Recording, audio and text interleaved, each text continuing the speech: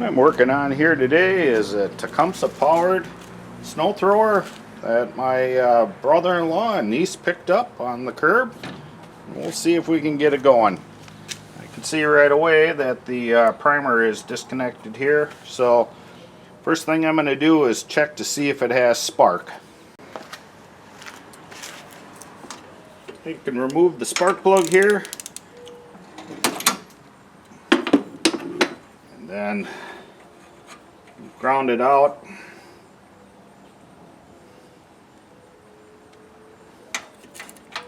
I'm going to pull it over, see if I can see the spark jump the gap there.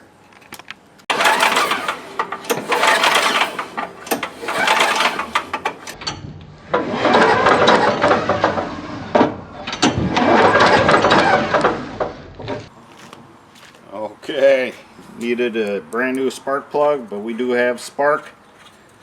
I am going to go ahead, squirt some starting fluid down here. I'm probably pretty sure it's a carburetor issue, so I'm going to see if it pops over.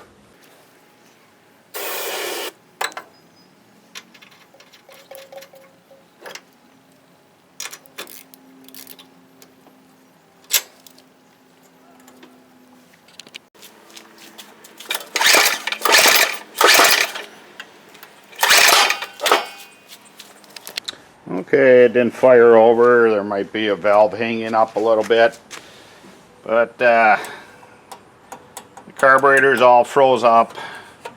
So we're going to go and take the heat box off here, take a look at the carburetor a little closer. You have screws that are in there very, very tight and do not want to come out. What you might need to do is have one of these little tiny pliers here and go ahead, place that on there and tighten it down really good. Give it a little turn first.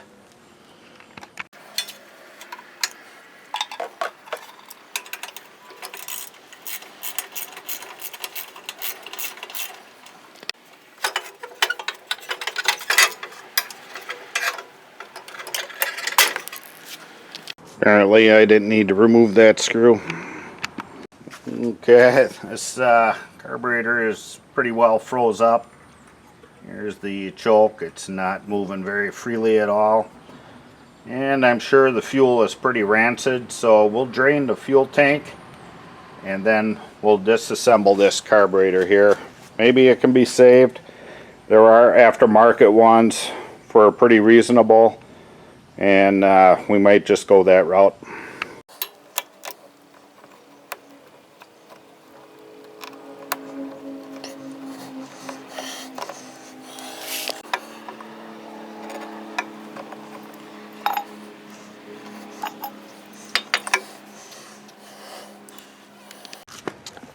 Okay, carburetor here.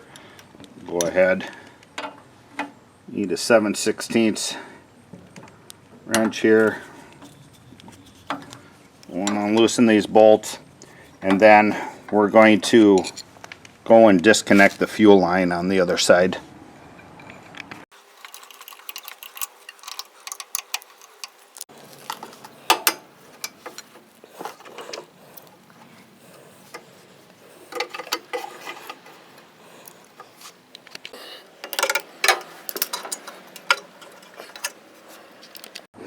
Okay, this carburetor definitely has seen better days here. I believe I have a used one. We'll see if we can just transfer the choke assembly over to it, and I think we should be good. Okay, unfortunately the carcass that I had, it's missing the Welch plug and several other things like the float, and it's in pretty rough shape. So I'm going to go ahead and order one. To order it, you'll need the model number off this decal on the recoil housing. Okay, I ordered a new carburetor. It was just over $10 off of Amazon. So now I'm going to take the recoil housing off here and get ready to replace that primer line.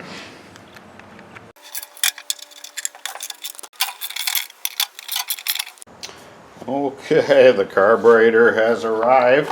It does have a fuel valve. These are junk, but it does have a gasket and a priming hose that I'll be needing.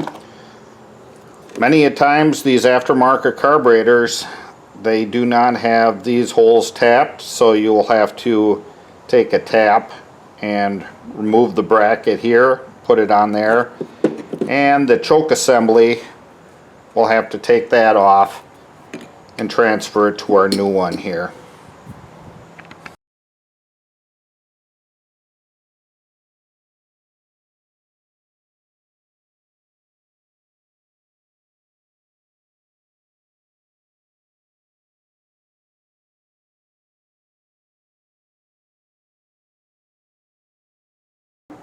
Okay, got those snugged down. Just remember it's going into some questionable aluminum metal. It's also a good idea to check how tight your main jet is on the bottom. A lot of times these are not very tight when you take them out of the box, so that was the case on this. I just took a 13mm and snugged that up. Otherwise you're going to have fuel leaking out of there. Now I'm going to take and apply the primer hose here, and then take and put this little clamp on there.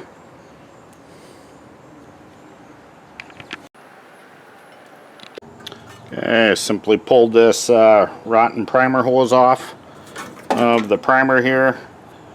The original Tecumseh ones are better than what comes in the kit.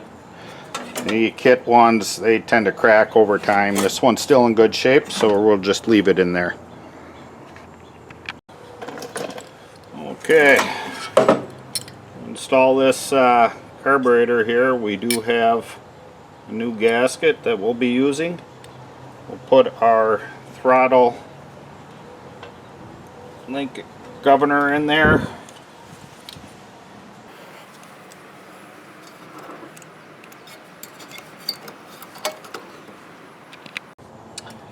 I'm not fighting with it later. I'm going to go and put our fuel line on here. This happens to be a smaller diameter than you can get at most automotive stores because it has to fit in through the side of the engine there, and you'll need to make sure that you get the right diameter if that needs replacing. This one still looks okay. I'm going to take that gasket, place it up here, and bolt our carburetor to the intake.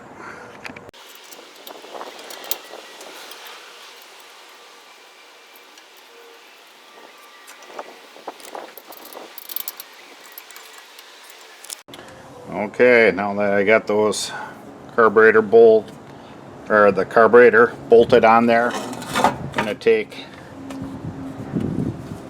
attach our primer hose here, and we can put the blower housing on.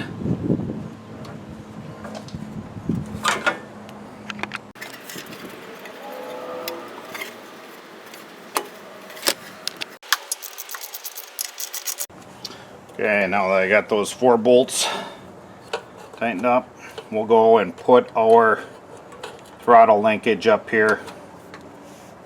I see I got my hose on the wrong side here. Just pull that off. Rub that underneath.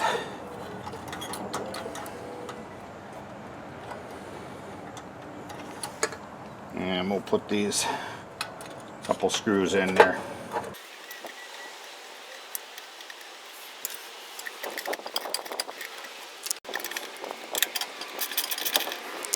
Okay, now that that's tightened up, we'll go and reconnect our fuel line. We'll put some fuel in there and we'll see if this thing fires up.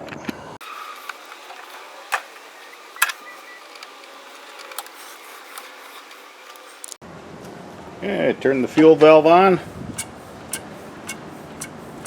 Got some fuel coming out of there. We'll just double check the bottom of the bowl here.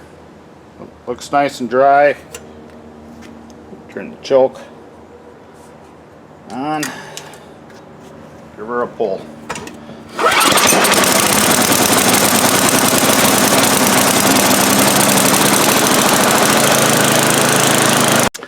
Okay, I'll let it cool down for quite a bit.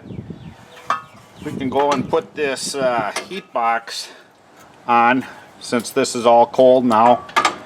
Unfortunately, this little tab here snapped off. It's a little corroded.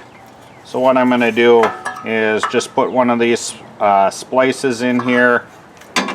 So when you pull this key out, it'll short out the coil just like this here. So that'll shut it off, as well as pulling this key out.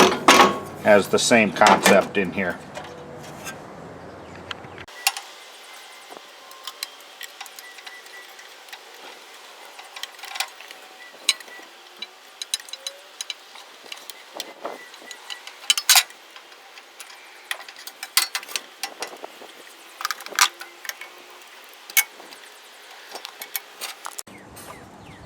Now I can just snap that on there, and we'll go ahead, place our little heat box on here and screw it down.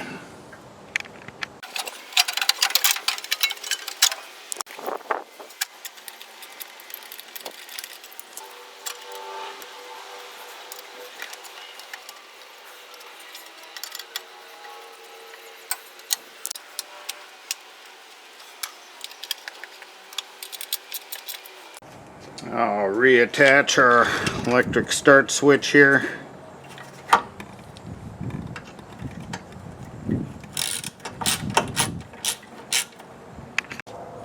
Okay, we got our choke knob here. Put that on there. Now that we have it running, we'll check the drive and the auger